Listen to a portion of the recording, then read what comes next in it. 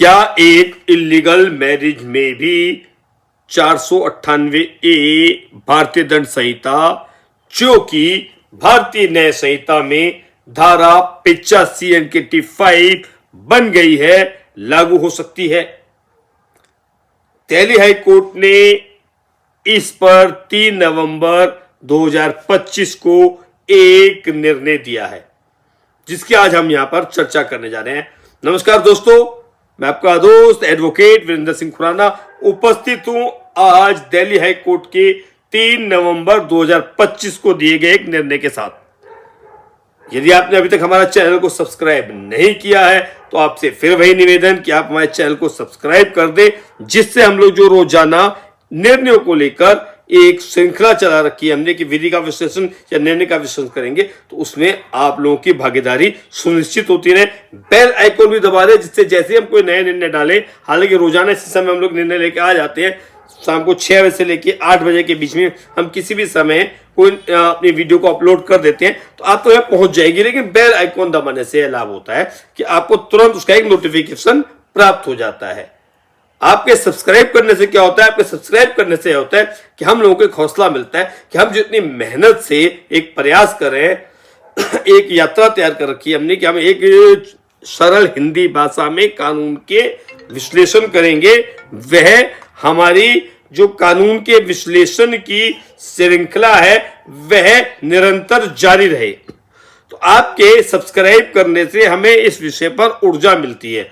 तो आपसे वही निवेदन है कि आप हमारी ऊर्जा को बढ़ाते रहे, इसमें हम लोगों को ईंधन देते रहे। ईंधन कैसे मिलेगा? जब आप इस चैनल को सब्सक्राइब कर देंगे तो हम लोगों को ईंधन प्राप्त होता रहेगा, यानी कि हमें शक्ति मिलती रहेगी। तो हमारी शक्ति क्या है? हमारी शक्ति है आप लोगों का इस चैनल को अधिक से अधिक मात्रा में सब्सक्राइब करना। हमारी शक्ति क्या है?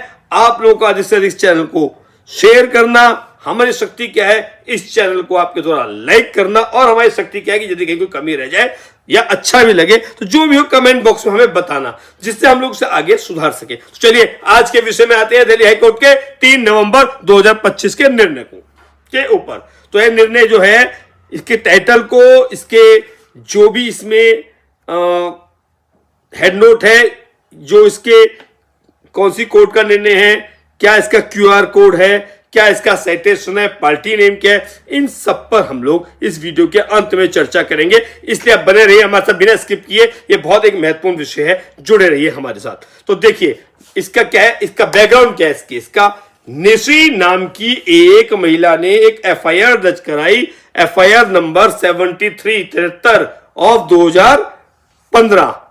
आरोप था कि उसके पति ने दहेज मांगा और 40 लाख की ज्वेलरी ले ली।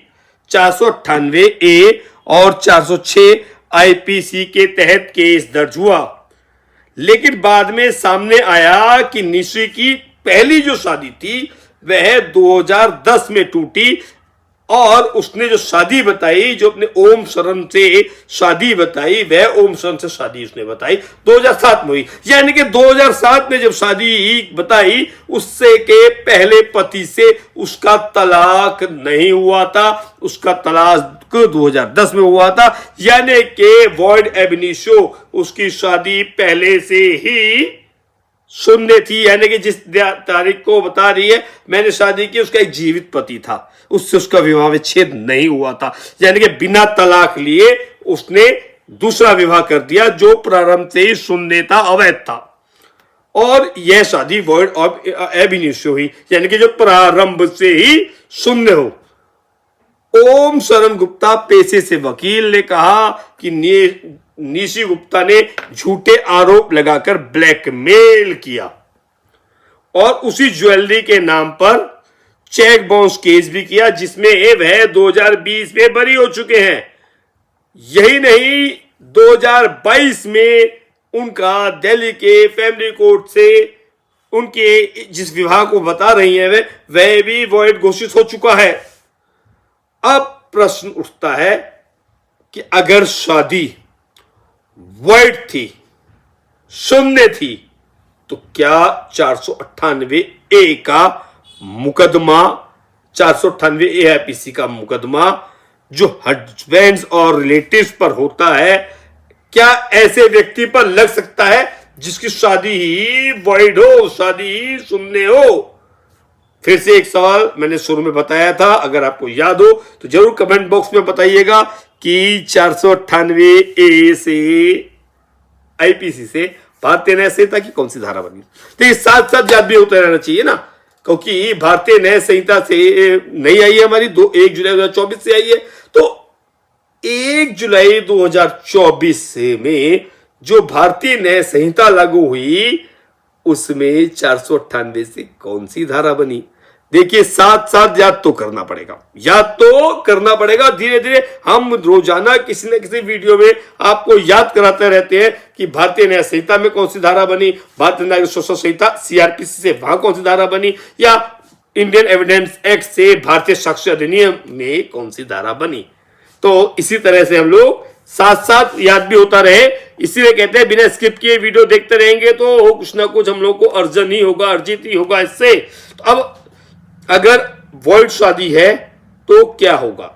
अब इसमें एक बड़ा इंपॉर्टेंट एक जजमेंट ऑनरेबल सुप्रीम कोर्ट का है, रीमा अग्रवाल वर्सेस अनुपम 2004 वॉल्यूम 3 SCC पेज नंबर 19, उसको भी डिस्कस करते हुए ऑनरेबल कोर्ट ने जो इस पॉइंट पर पहले कहा, देखिए दोनों पे हम चर्चा करेंगे, 498 पे भी और जिसका मेन विषय चल रहा है कि सेक्शन 498A केवल वैध विवाह तक सीमित नहीं है। रीमा अग्रवाल के जजमेंट का अवलोकन करते हुए, ऑब्जर्वेशंस का लेते हुए कि सेक्शन 498A केवल वैध विवाह तक सीमित नहीं है। जो व्यक्ति शादी के रंग में पति पत्नी की भूमिका में रहकर किसी महिला को प्रताड़ित करता है उसे भी इस धारा के तहत जवाबदेह ठहराया जा सकता है। बड़ा इंपॉर्टेंट है, प्रताड़ित करता है, लेकिन किस लिए? दहेज की मांग के लिए। क्योंकि अभी देखिएगा इसमें क्वेश हुई, इसमें जब अंत में पहुंचेंगे तो बड़ा जो इंटरेस्टिंग जो चीज आएगी, महिला जो थी निशी, उनकी एफआईआर को क्वेश किया गया। यहां तो मान लिया कि तकनीकी आधार जो आपका था, इस तकनीकी आधार पर कि अगर शादी वॉइड है तो दहेज का मुकदमा 498 अट्रैक्ट होगी नहीं होगी, इस विषय पर तो पॉजिटिव आंसर आ गया।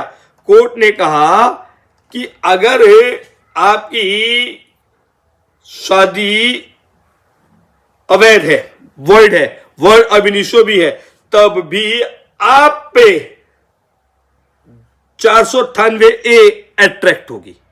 यानी कि कलर ऑफ मैरिज ही काफी है, कलर ऑफ मैरिज ही काफी है। यदि यह साबित हो जाता है कि आप मैरिज के अनुसार रहे, भले ही शादी बाद में अमान्य घोषित हो जाए, लेकिन चूंकि आप पति पत्नी के रूप में रहे तो कलर ऑफ मैरिज ही काफी है, कलर ऑफ मैरिज ही काफी है। आपने कि अगर मैरिज वॉइड भी है तब भी 498A आईपीसी और अब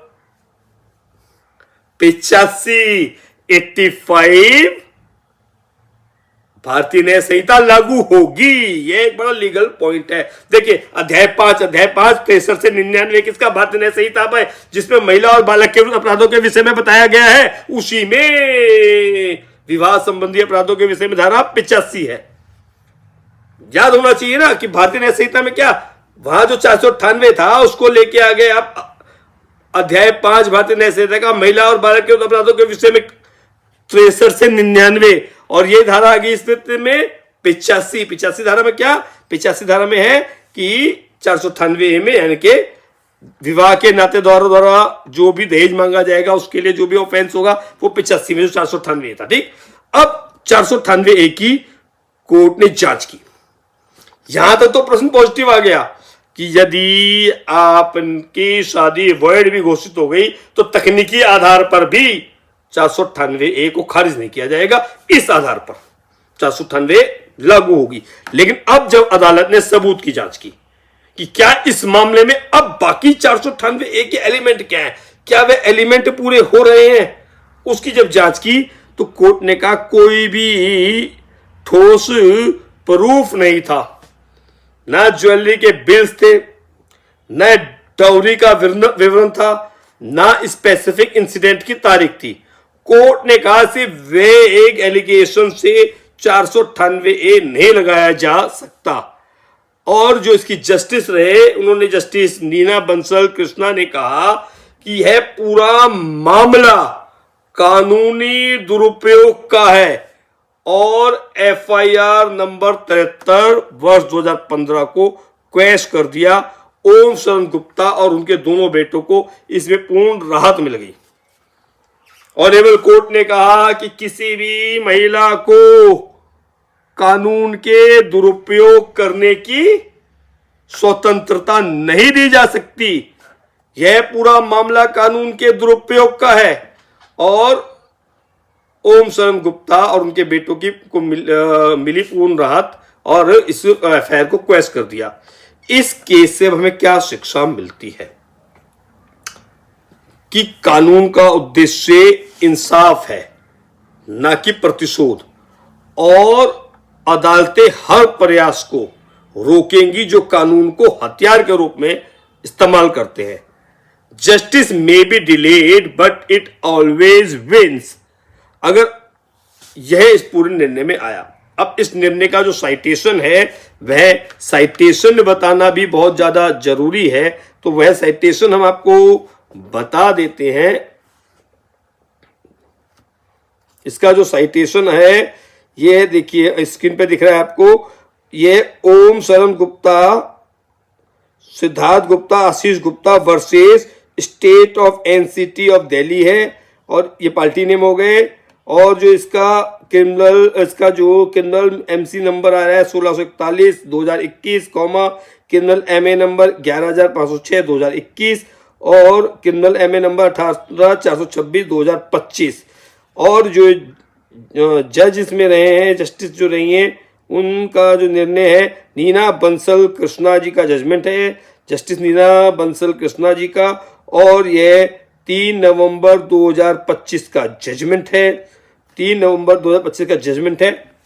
आज हमने निर्णय का विश्लेषण किया। देखिए 498A के लिए उसके इंग्रेडिएंट्स को साबित करना आवश्यक हमने देखा। हमने यह भी देखा कि तकनीकी आधार पर 498A यदि विवाह अवैध घोषित भी हो जाए तब भी लागू तो होगा, लेकिन उसके इंग्रेडिएंट्स को जो उसकी आवश्यकता था उसको पूर्ण करना आवश्यक है और किसी भी महिला को इस कानून के दुरुपयोग करने की स्वतंत्रता नहीं दी जा सकती। हमने इस निर्णय में देखा। कल फिर हम किसी निर्णय के साथ आपके समक्ष आएंगे। वही आपसे निवेदन, आपने हमारे साथ सब्सक्राइब नहीं किया सब्सक्राइब करें। कल फिर मिलते हैं किसी निर्णय के साथ। अगर हमारा प्रयास आपको अच्छा लगा तो इसको अधिक से अधिक मात्रा में शेयर करें, लाइक करें, कमेंट करें। चलिए फिर मिलते हैं कल एक नए निर्णय के साथ। तब तक के लिए सबसे नमस्कार नमस्कार नमस्कार।